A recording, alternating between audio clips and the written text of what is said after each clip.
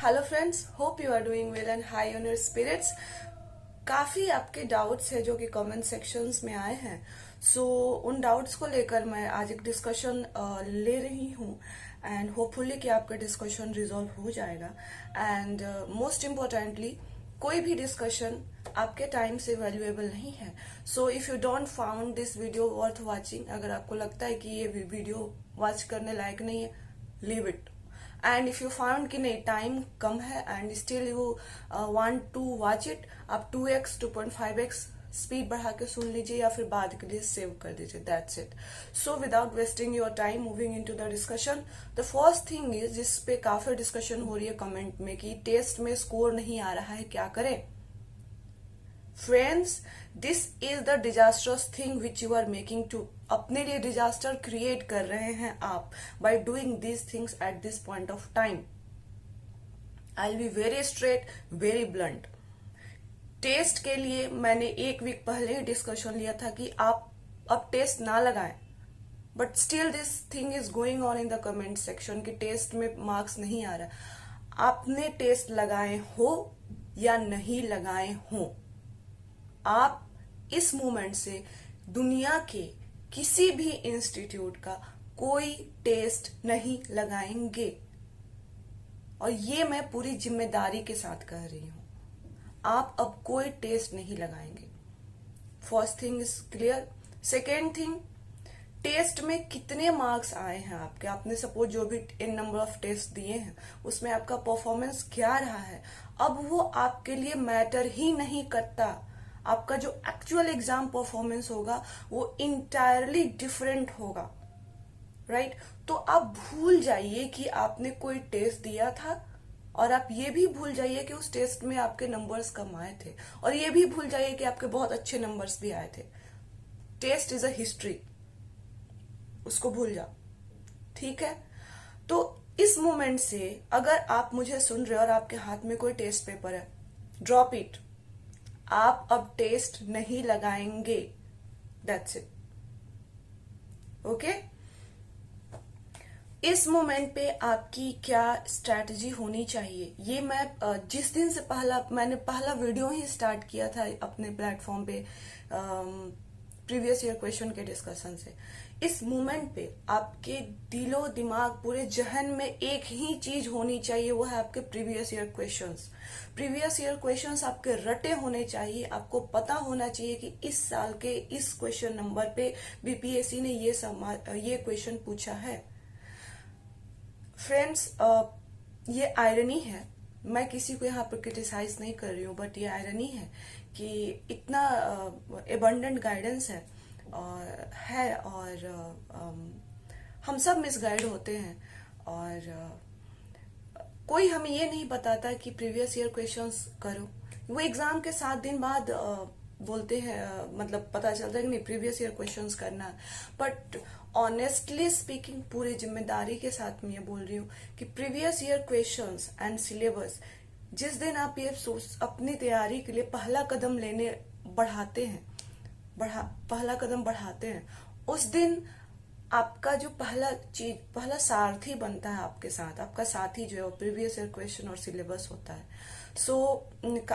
यहाँ से एक और पॉइंट मैं एड्रेस कर दे रही हूँ कि किन्होंने कहा था कि 68th बीपीएससी की उनको तैयारी करनी है, तो हम एक डिटेल्ड स्ट्रेटेजी लेकर आएंगे आपके 67th के एग्जाम के बाद। पर जिनको भी 68th की तैयारी करनी है, आप अभी प्रीवियस ईयर, आप जब भी स्टार्ट करेंगे प्रीवियस ईयर क्वेश्चन और सिलेबस से स्टार्ट करेंगे।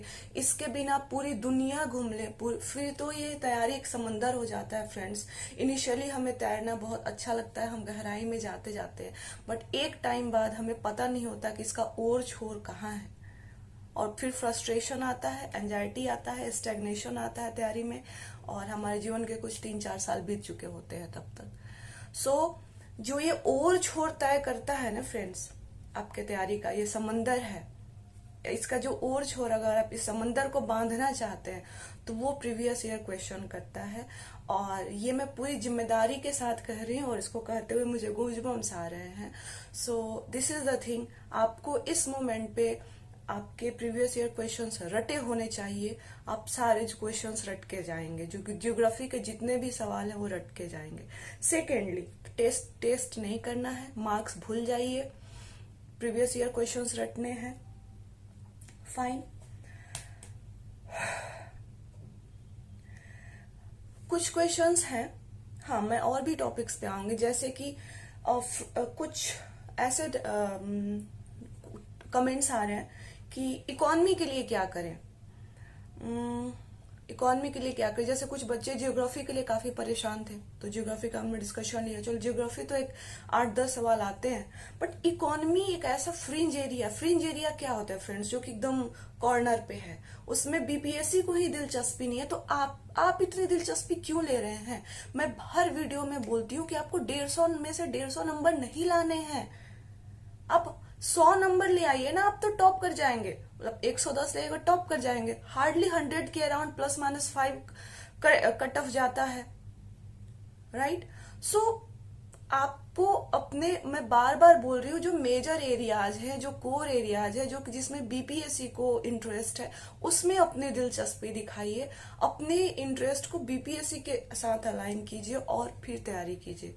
आप लास्ट मोमेंट पे अगर इकोनॉमी के लिए पैनिक हो रहे हैं, जिस तरह से ज्योग्राफी के लिए पैनिक डिस्कशन चल रहा था हमारे कमेंट बॉक्स में, इकोनॉमी से अगर बेसिक्स आपके क्लियर है कि फिस्कल डेफिसिट क्या होता है, रेवेन्यू डेफिसिट क्या होता है, जीडीपी के कंसेप्ट क्या, तो 2-3 सवाल तो ऐसे ही निकाल लेंगे। वो कंसेप्चुअल सवाल पूछते हैं, बाकी इकोनॉमिक सर्वे का वो डाटा एक आध पूछ ले रहे हैं, जीएसडीपी स्टेट का, तो ये सारी चीजें आप कर लेंगे। आपको जो आपके जो कोर एरियाज है, आपकी हिस्ट्री हो गई, बिहार स्पेशल हो गया, करंट अफेयर्स हो गया, साइंस हो गया और मैथ्स हो गया, इतना आप करके जाइए। ये जो एरियाज है ना, ये 5, ये नहीं मिस होने चाहिए। और ये भी आयरनी है फ्रेंड्स कि जो भी गाइडेंस अवेलेबल है वो मैथ्स पे इंफोसाइज नहीं करते हैं। मैथ्स उनके लिए भी सबसे पीछे की बात, वो 140 पे ही बच्चों को खिलाते। अरे जितनी देर में आप इकोनॉमी के लिए परेशान हो रहे उतनी देर में आप मैथ्स कर सकते हैं। यहाँ पे एटलीस्ट 8 क्वेश्चन आप सही करके आ सकते हैं। एटलीस्ट जो 10 थीम्स मैंने आइडेंटिफाई किए उन्हीं 10 टॉपिक्स से सवाल आएंगे। पर ये आयरनी है कि, और टीचर्स क्या, फिर मेंटर्स का ही ऐसा एटीट्यूड है, तो फिर बच्चों में एक फियर तो डेवलप होना ही है। सो जो फ्रिंज एरियाज है, ये इकोनॉमी हो गई, इस तरह की चीजें हैं, इनके लिए आप पैनिक नहीं होंगे। ये शुड आपको अब मेजर एरियाज, अब आपका जो रिवीजन का फोकस होना चाहिए वो 2 चीजों पे डिपेंडेंट होना चाहिए। फर्स्टली कि आपका कौन सा एरिया वीक है, एंड क्या वो एरिया बीपीएससी के इंटरेस्ट का है, क्या वो कोर एरिया है। फॉर एग्जाम्पल, अगर आपका बिहार स्पेशल वीक है और वो भी बीपीएससी के लिए वो कोर एरिया, बिहार का एग्जाम दे रहा है and you should be knowing Bihar special, so आप वहां पे फोकस करिए। अगर आपका जनरल साइंस वीक है और हर साल 25 से 30 सवाल आ रहे हैं, बीपीएससी को दिलचस्पी है जनरल साइंस में, तो आप वहां पे फोकस कीजिए। ये इस तरह से आइडेंटिफाई करते हैं आप। अब इकोनॉमी के लिए आप पैनिक नहीं हो सकते। अब कोई भी सब्जेक्टिव किताब की रमेश सिंह लेके बैठ गए, नहीं, ऐसा नहीं करना है। इकोनॉमी से हार्डली 5 से 10 सवाल, 10 सवाल भी नहीं आते, 5 से 6 सवाल आ रहे हैं। आपको सिर्फ 100 से 105 नंबर लाने हैं फ्रेंड्स, और वो भी 100 में से 100 बिल्कुल करेक्ट नहीं करने हैं। मान लो आपको 70-75 एग्जैक्ट आने चाहिए और 30-35-40 सवाल बाकी, और मान लो आप 75 सवाल एग्जैक्टली सही कर देते हो, ठीक है। ये जो आपके करंट अफेयर से 30 सवाल आएंगे, Bihar special, science, history, maths, polity भी ले लो, हो गया, और कुछ छोटा नहीं, ये 5 एरियाज हैं। अगर आप इनमें से 75 भी कर देते हो तो भी आपके पास 75 सवाल होते हैं। आप वहां से, और ऐसा नहीं कि बिल्कुल एग्जैक्ट एलिमिनेशन ही काम आएगा। आपका जो रिलेटिव नॉलेज है, जो अब तक आपने पढ़ा है, प्री एग्जिस्टिंग नॉलेज है, उन आंसर्स, उस नॉलेज के बेसिस पे आप आंसर्स पे पहुंचेंगे, और आप डेफिनेटली बाकी 75 में से 30-35 सवाल करेक्ट कर ही देंगे और 105 तक पहुंच जाएंगे। सो अगेन आपको ऐसा नहीं है कि अगर कट ऑफ 105 जा रहा है तो 105 की तैयारी एकदम 100 श्योर शॉट 105 वहां पे 100% करके आना है, नहीं। ये मैं पूरी जिम्मेदारी के साथ कर रही हूँ, मैं अपने एक्सपीरियंस के बेसिस पे कर रही हूँ। राइट। सो आपको 70-75, चलो 75 ले लेते हैं जो कि आपको एग्जैक्ट आना चाहिए, और बाकी 75 क्वेश्चंस में आप अपने ऑलरेडी एग्जिस्टिंग नॉलेज के बेसिस पे, एलिमिनेशन टेक्निक के बेसिस पे आप वहां तक पहुंच जाएंगे। और एग्जाम फैक्चुअल ही है, you cannot do everything. So firstly आप फ्रिंज एरियाज के लिए आप परेशान ना होंगे। सेकेंडली आप कोई भी सब्जेक्टिव किताब आप नहीं उठाएंगे। फॉर एग्जाम्पल, अब आप लक्ष्मी, इस मोमेंट पे आप लक्ष्मीकांत लेके नहीं बैठ सकते रिवीजन के लिए। यू किन्होंने ने कमेंट इस पे भी कमेंट किया था कि लक्ष्मीकांत के लिए बताइए। इस मोमेंट पे आप इतनी बल्कि बुक आप स्पेक्ट्रम मॉडर्न हिस्ट्री के लिए नहीं लेके बैठ सकते, आप लक्ष्मीकांत लेके नहीं बैठ सकते। हाँ, अगर कुछ इंपॉर्टेंट चैप्टर्स है जैसे कि पंचायती राज है, अगर आपने उसमें अंडरलाइन किया हुआ है या फिर आपने उसके नोट्स बनाए हैं तो उसको रिवाइज कर लीजिए, पर आप पूरी किताब लेके नहीं बैठ सकते। आपकी अब रिवीजन स्ट्रेटेजी वही होनी चाहिए कि जो दो चीजों के कन्वर्जेंस होने चाहिए, एक बीपीएससी का इंटरेस्ट है और आपका अगर वीक एरिया है, तो ये दोनों कन्वर्ज होता है, आप वहां पे जाइए। अगर मान लो कि बिहार, अगर कोई ऐसा एरिया है आपका, फॉर एग्जांपल मैथ्स, कि ठीक है 10 में मैं 9 तो कर ही लूंगा, तो आप उसको छोड़ सकते हैं अभी से लेकर एग्जाम तक, या फिर आप एक बार रिवाइज कर लेंगे टॉपिक्स को, दैट्स इट। आप वो टाइम उन एरियाज पे दीजिए जो कि कोर एरिया है और वीक है। ऐसा नहीं कि इकोनॉमी के लिए परेशान हो रहे, नो। क्लियर है? So yes, this is all what I wanted to discuss and related to anxiety। and one more thing कि आप डेली के टारगेट्स बनाइए, और आपके टारगेट्स रिवीजन के कैसे होने चाहिए, इन्हीं सब पैरामीटर्स पे बेस्ड होने चाहिए। डेली के टारगेट्स बनाइए कि ये चीजें मुझे रिवाइज करनी है, और उसको अचीव कीजिए। और अब जो टाइम है, ना फ्रेंड्स, वो लाइक चौके छक्के मारने वाला टाइम से, खुल के खेलने वाला टाइम है। और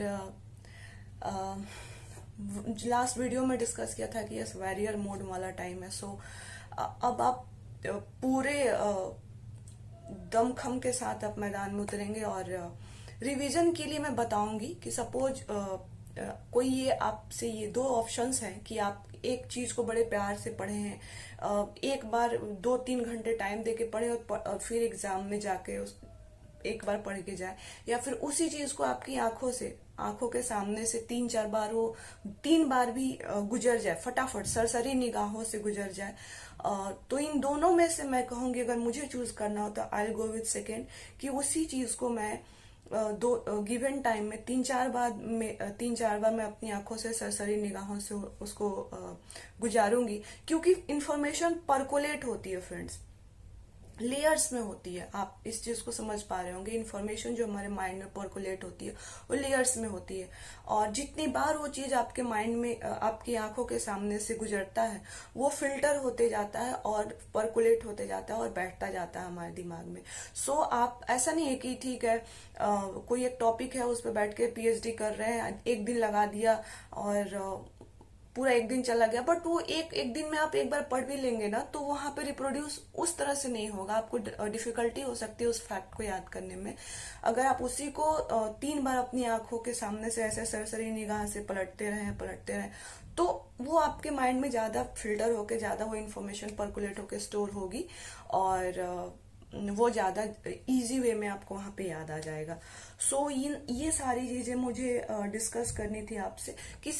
अब एक और चीज है कि किसी ने कहा था मेंस के स्टैटिस्टिक्स के लिए उनका कमेंट्स आया था, तो हम प्री के बाद आपके 68th प्री के लिए भी जो भी उसमें देंगे, और आपके मेंस के लिए भी यूपीएससी में प्री एंड मेंस की सारी डिस्कशंस लेने वाले हैं, तो बी अश्योर्ड। एंड स्टैटिस्टिक्स के लिए तो मेरे पास एक स्पेशल थॉट है, एक प्लान है कि that I will reveal at some, उस समय पे, कि यार डेली के जब प्री और मेंस के बीच में इतने आपको स्टैटिस्टिक्स प्रैक्टिस करवा दूं कि आप आंख बंद करके 72 नंबर ले आए। सो और ये एरियाज है फ्रेंड जो कि कोई भी मेंटर, जहाँ बहुत दुख है कि इन एरियाज मैथ्स जैसे कोई भी जो भी गाइडेंस है वो मैथ्स को ऐसे बैकफुट पे लेके चलते हैं।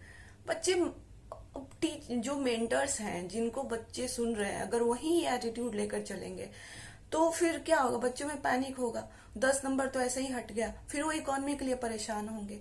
तो ऐसा नहीं करना है, हम स्टैटिस्टिक्स भी देखेंगे, इकोनॉमी के लिए परेशान नहीं होना है। अगर आपकी बेसिक्स जैसे फिस्कल डेफिसिट क्या होता है, बजट डेफिसिट, रेवेन्यू डेफिसिट, ऐसे बेसिक फंडामेंटल्स क्लियर है तो आप उसमें जो भी 5-6 सवाल आते हैं 3 तो आप आराम से कर लेंगे। और अगेन आपको बताया, आपके जो मेन एरियाज है, history, Bihar special, current affairs, science और मैथ्स, पॉलिटी, इतना आप करके जाइए। इसको बार बार रिवाइज कीजिए। बाकी चीजों के लिए पैनिक नहीं होना है, मैप देखते रहना है। ज्योग्राफी के प्रीवियस ईयर क्वेश्चन 60-62 तक मैंने डिस्कस किए हैं, आप उनको प्लीज सुनते रहिए। आपको बहुत क्लैरिटी आएगी। क्वेश्चंस उसमें भी 5 साल के 6 साल के क्वेश्चंस के डिस्कशन में यू विल फाइंड के क्वेश्चंस रिपीट हुए हैं, तो उसको कर लीजिए। और yes, my best wishes are with you. And अभी हम हिस्ट्री के प्रीवियस ईयर क्वेश्चंस के डिस्कशन वीडियो लेकर आएंगे। कल मैंने ब्रेक लिया था, थोड़ी तबीयत ठीक नहीं थी, सो कल कोई वीडियो नहीं आ पाया। सो आज से हम रिज्यूम करते हैं। हाँ, एंड वन मोर थिंग कि करेंट अफेयर्स के लिए फ्रेंड्स, आप कोई भी मैगजीन ले लीजिए, still we have lot of time. ऐसा नहीं है कि अब कुछ नहीं हो सकता, अभी बहुत कुछ हो सकता है। आप पूरी दुनिया जीत सकते हैं। आप कोई भी मैगजीन का, अगर जैसे करेंट अफेयर्स अगर आपका वीक है और ये तो इंटरेस्ट एरिया है, तो ये कन्वर्ज हो रहा है, तो यहाँ पे आपको काम करना है, लेकिन आपको इकोनॉमी पे परेशान नहीं होना है, राइट। सो आप कोई भी मैगजीन ले लीजिए, जो भी अवेलेबल है मार्केट में, सारे अच्छे हैं इसलिए वो चल रहा है, राइट। सो वो कर लीजिए।